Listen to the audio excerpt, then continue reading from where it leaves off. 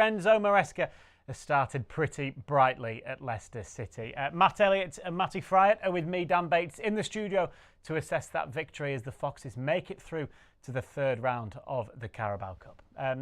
Overall, Matt, a very comfortable evening. Certainly a comfortable second half in the end. Well, it was comfortable first half, wasn't it? You know, regardless of the scoreline. We said at half time, look, they need to up the ante a little bit. It'd be interesting to see what Maresca thinks of the situation.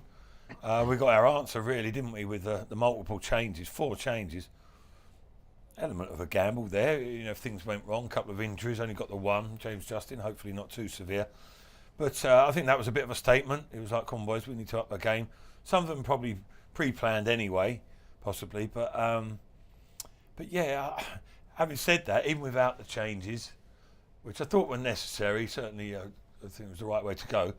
But you felt that Leicester were going to have enough. You know, the longer the game went on, that something would open up for them, and as it did. And 2-0. Once they got the second goal, it pretty much game over, and they weren't that worried about making it 3 or 4, were they? Just saw the game out, and it was, you know, it was competent. It was competent. I wouldn't say it was anything more than that, to be honest. I didn't find it particularly enthralling or, you know, that exhilarating to watch. But they did what they needed to do. Yeah, exactly. Ultimately effective. Job done. 6 out of 6, and in the end it was fairly routine. But they did have to go out second half and up it. The changes did make a difference. The tempo raised, and then you saw players getting in more advanced positions. Wilfred Ndidi going beyond, and then space opened up. First goal, did he mean it? Did he not? Didn't really matter. Found the bottom corner. Then it sets it up nicely. Again, finds himself in a good position. I think it was a good weight pass. Barchun in behind, and then Wilfs crossed it, and then Jamie Vardy mentioned at the start of the show he'd want to get on the score sheet. Duly obliges. And then he even saw within Jamie Vardy's game, he was then full of confidence and ratting around and being a bit more lively, put one on the plate later as the game went on. That could have been 3. But after that second goal, it was comfortable, wasn't it? But they just needed to up it, and they did that. They went and got those goals, and in the end, job done into the next round, and unbeaten, clean sheet, no real problems. I didn't think Tranmere were up to too much, but you can only beat what's in front of you again, and they've just done that again. Yeah, Jerry, you obviously saw the game live in front of you this evening on co-commentary duty. You were impressed with Leicester again today, and they just, yet again, just showed their quality, didn't they, this evening? Yeah, second half performance. Listen, they controlled the game 3 out, but as far as goal mouth incidents, we didn't really see that many until the second half. Tranmere came out with a little bit more impetus in the game. There was a couple of half scares, and that just sort of, you know, booted Leicester in the gear. They upped the ante, upped the tempo. Yeah, and you know, the lads have said it, you know, it was pretty routine in the end. Yes, Tranmere had the odd foray forward and the odd shot from distance, but there was a couple of really good blocks, which is really pleasing to see. You know, people flying in, putting their bodies in where it hurts. I think the keeper only had 1 save to make in that second half from a shot from just outside the box. So yeah, pretty routine, to be honest. And you know, you could see that once Leicester got in the gear, it was only a matter of time before they got on the score sheet. Yeah, I mean, they looked like they cared about getting the clean sheet, Jerry, didn't it? Oh, without a doubt. You know, I think so. I think it's important. As much as scoring goals are important, clean sheets are for defenders and for keepers. You know. So yeah, again, as far as being stretched and looking vulnerable, we didn't see that tonight. So that game was really pleasing. Likewise on Saturday, didn't really see that, even though they conceded. But that was more down to indecision rather than Rotherham, you know, stretching Leicester or, you know, picking them apart while they're passing. And it was similar tonight, where they looked solid defensively when the opposition came forward and tried to create something. It just wasn't happening for Tranmere this evening. We spoke at half time, Matt, about Tranmere potentially thinking that if they could just keep it tight until the 90th minute mark, they'd get to penalties, but also they could get forward and maybe nick a goal. As soon as Jerry said there that maybe they had a little bit of something, Leicester were just able to pick them off, weren't they, when they came forward? Yeah, exactly. I think Tranmere looked what they are, to be honest, a side struggling in League Two, and they couldn't really put anything together, anything worth really talking about. Possession was overturned far too easily, which is why I found it a little bit frustrating that Leicester couldn't provide more in that first period. But listen, they upped it when they had to, Leicester. When it mattered, they turned the screw a little bit, got the goal. Now, all of a sudden, they were sort of getting better period of pressure, really. The ball in more advanced areas under control. I think first half, it was a bit lackadaisical down the left flank, and on the right-hand side, Albrighton was, sounds a bit primitive, like slinging crosses in. Putting crosses in, decent quality, but not necessarily conducive for the players that Leicester have and their style of football.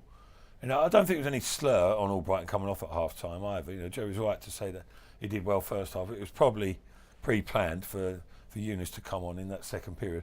But you look at the goals, that Leicester had control of the ball in advanced areas. There was more space. Perhaps that's, again, Leicester sort of creating opening stroke, wearing the opposition down, the opposition getting a little bit ragged. They didn't look as compact, and then Leicester capitalised. So, that's a little bit of a theme that's been going on. I know the goals weren't as late tonight, but if you look at it, I think the ball was played across. Was it Cassidy to Ndidi in and around the edge of the box for the goal? Yeah. And then there's no way he's meant that as a shot. Even if anyone's listening who listened last night to the show with you and your Rakitic issues, I think he's tried to sort of like half volley prod it, skim it into Vardy's path, which was actually the right pass that was on. Got a little bit heavy, and then it's crept in the net, hasn't it? But you take your luck, don't you? Whatever. But then the second goal was well worked. That was very well worked. That's more Maresca type football. And Cassidy pings it out. Was it Younes who slid it down? Yeah, it was a good way to pass. Yeah. Like the underlap from Ndidi. Well done, Wilfred Ndidi. Featured in both goals. Nice little dink ball at the far post. That's what we're on about in the first half. Albrighton gets in those sort of areas, then he can cause a problem because you haven't got to necessarily challenge the centre half, and out-muscle him, whatever. You can pick up a position and get onto the ball. So, that was extremely well worked, the second goal. And after that, it was just seeing the game out pretty much. Yeah, just crosses from different positions. There was nothing wrong. It was good deliveries by Mark Albrighton. There was where you'd want them to be. But second half, it was from the byline and then they either chipped to the back post, or even for the first goal, it's a switch of play, similar to what we saw at the weekend in terms of Doyle to McAteer. This time was it Doyle, crossfield ball, or Cassidy into Ndidi, and definitely wasn't a shot because of the follow-through. If he meant it, you'd go through it, but as Matt said, he tried to find it into the path of Jamie Vardy, and it's gone well into, I think, kisses the post and goes in, but sort of them errors. And then the second one, it is from a different position, goals you'd sort of associate with an Enzo Maresca team, Man City-esque, where you're beyond the 18-yard box and then it's either a clip to the back post or a cut back as opposed to that deep across. But you've got to get players into those advanced areas. Leicester did that more so in the opening 15 minutes of that second half. Let's talk about a couple of the new players then, Jerry. It was our first chance to see Younes Akjun in action on that right-hand side. Matt's just touched upon him there. He played a part, didn't he, in the second goal. Were you impressed with what you saw from him in that 45 minutes? Yeah, well, it's pretty hard, to give an all-round judgment, but he definitely showed something. He loved coming inside on his left. I thought twice he should have had a shot, but he took an extra touch. One that just... the gates just opened for him, and I thought he should have hit it first time, and he didn't. He took a touch and overran it. Second one where he's run through again from that right hand side, cut inside, and he's running through. Just have a pot shot. You're 2-0 up. You've got every right to have a shot. He's trying to look for that pass, but in saying that, he looks industrious. He looks lively. He looks like he's got a picture. in his head when he's on the ball. He got back well when he didn't have the ball. He got back and he helped out James Justin 3, 4, 5 occasions when they lost it. So that's something that, again, Enzo will be impressing upon him. So yeah, you'd have to say that, you know, it looks like, you know, he's got something to show the fans. It was an exciting cameo, Matt. Yeah, apart from his very first touch, I would say make your first one a good one. And he got played in, didn't he, in a right-footed cross, not his forte. Was a little bit heavy, but, you know, he recovered from that. And listen, he looks a good natural footballer, doesn't he? All said and done. I mean, when you've got, you know, when you're sort of quite diminutive in terms of physique, like he is, you've got to have a fair amount of talent, you know, to work your way into the game, you know, at such a high level. So, you know, I didn't doubt his technical ability before coming, without seeing it at all. But yeah, straight away, you know, he likes to get on the ball, doesn't he, and weaves inside. They could probably, you know, look to have a good football brain, good decision making, as we saw with the second goal. Needs players to link up in and around him, but you know, the manager and the other players, they can adapt to that and work to maximise his attributes, I think, you know. But yeah, without doubt, there's reason for quite a lot of excitement, I think, you know, watching him. He's the sort of player that, I wouldn't say Leicester haven't got similar, but you know, It's certainly on different. that right hand side, Yeah, there's something a little it's bit different. extra, isn't he? You know, Mavididi likes to do similar in a different way on the He's left more hand side. direct, isn't he, as opposed to he's looking for that combination, that half a yard, Yeah, exactly. Yeah. just to open something up, maybe a cross or a reverse pass, something a little bit different, but it's that link up. And sometimes when he comes in, he needs that centre forward to be looking for it for feet or a bounce pass. It's not always he's going to just drive and take someone on and use sheer speed and knock it and run. So he seems clever, but he also needs players to link up with him to either 1-2 or to come inside to then slide a little pass or to get a shot away. So it was a good opening. He would have been a little bit disappointed with the one where Vardy just teased him up nicely. That would have been a perfect start for him. I think he just tried to poke it in as opposed to just putting his foot through it as a side-footed finish. But he was quite lively, wasn't he? A small figure, but he takes the ball really well. But I think the more he'll get used to it, players will have to sort of read his game, and he uses players to combine and sort of create from that, which is different to the other wide players where they're, I suppose, a more direct, or say, for example, Marco Royton crosses from a deeper position. He likes to work it around the box to create that opening. Yeah, you can see that in games he'll make a difference, whether it's from the bench, whether it's from the start. He'll be able to come on and he'll be able to offer something different, as you've been saying.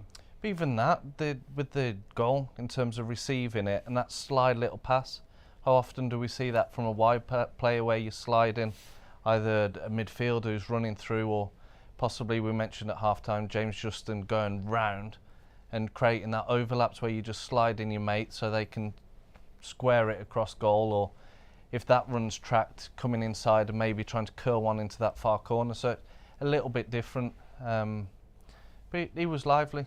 He was lively. Yeah, absolutely. Jerry, the other player that we kind of got to see really for the first time properly, in terms of we got to see a full 90 minutes, was of course Cesare Casadei. What did you make of his 90 minutes today? Yeah, but steady performance. I love his athleticism. Some of the balls he controls out of the air this evening under pressure, really good. Probably got a little bit frustrated with himself on occasion, trying to do a little bit too much. Excuse me, I'm just having a little coughing spurt. But yes, makes some really good runs. Again, the runs that Matty Fratt was just talking about, those inside left, inside right runs, where they're just giving the wide player that option. So yeah, you know, he's only going to improve. That's for sure. And I say he's got a great leap on him. He plays with purpose. A difficult game again tonight, you know, where yes, he's starting, which he obviously prefers, but you know, as you know, coming to these types of places on a Tuesday night in a cup game, it's never easy. And trying to play the system for the full 95 minutes, when deep inside you think, right, I want to take the game by the scruff of the neck and try and do something, when that is not you know, the game plan or how you're meant to play. So on occasion he was probably guilty of trying a little bit too hard. But yeah, listen, I like the look of him. Yeah, you particularly, Matt, as well. At one point during the game, we were watching it in here, of course, and you said he's tall, isn't he? He's imposing. You can tell he uses that strength well, and he uses that physicality. Yeah, still trying to work out what his actual role, not his role is, but what he's best suited to. He's not a playmaker as such. He's certainly not in the James Maddison mould. But likes to play in advanced areas. But he's got a bit of an all-round game to him. Maresca mentioned him as being a box-to-box player, basically, didn't he? Before he actually came to the club, he looks to have that athletic ability and also the physical prowess and also agility that Jerry mentioned there. But I think his biggest strength is he's quite secure with the ball. He does the basics well. I don't think he's going to be, making too many defence-splitting passes, etc. But maybe that's not the style of Leicester at the moment, because it's quite sort of methodical, if you like. But he will be purposeful and be an attribute getting in the box without a doubt.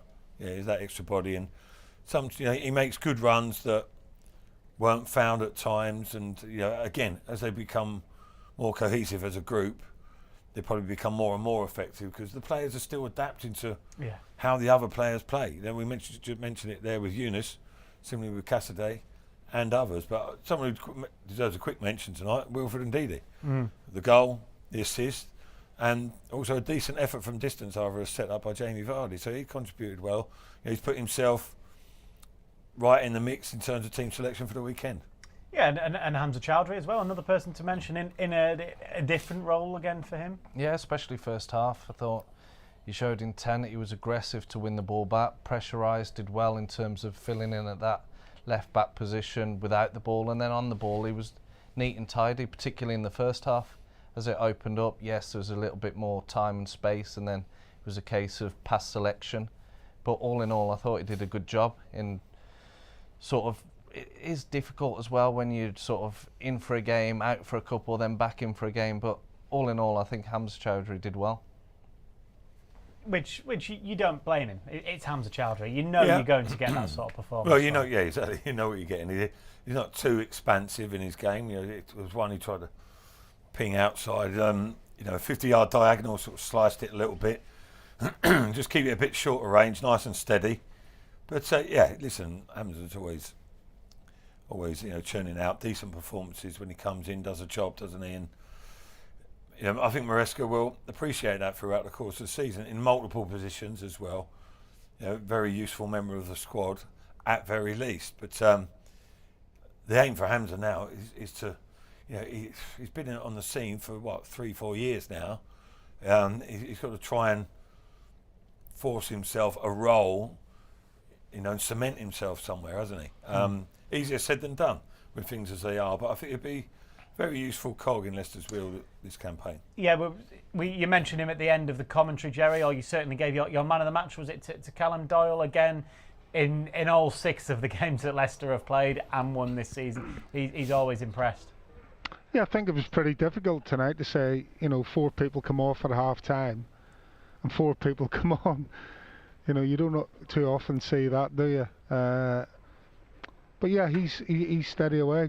He's grown in stature, grown in confidence. He's got a lovely left peg, and again, defensively, he looked pretty solid this evening and put his body on the line once or twice when there was shots raining in, and was always in a good defensive position from when crosses were coming in from wide areas. So yeah. You like him, Jerry, don't you? Well, I'm sure I'm not the only one that likes him.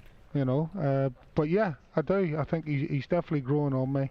I think 1v1s for a guy who's 6'2", probably predominantly a centre half, but in 1v1 situation does fantastically well. And as I say, he gets Leicester on the front foot more often than not with his left foot. Great ball at the weekend to McAteer, and again tonight you just seen some of them little balls he slides down the inside left. They get the likes of Cassidy and Marcel when he come on. So yeah, I think if you're looking at the 6 players or who stayed on for the second half. And if you ask me to give a man of the match thing, I'm looking at them and thinking, right, who brought most to the table? And for me, it was him. He seems to play beyond his 19 years, doesn't he? Yeah, in he terms of shows experience. maturity above his age. Really good. That left foot, he just feathers it into a forward player. It's recognising that pass and then also the quality on that pass. And as Jerry's touched on, defensively, he's solid. He doesn't mind a tackle or putting his head where others don't. So first and foremost, you know, he's dependable in his defensive duties.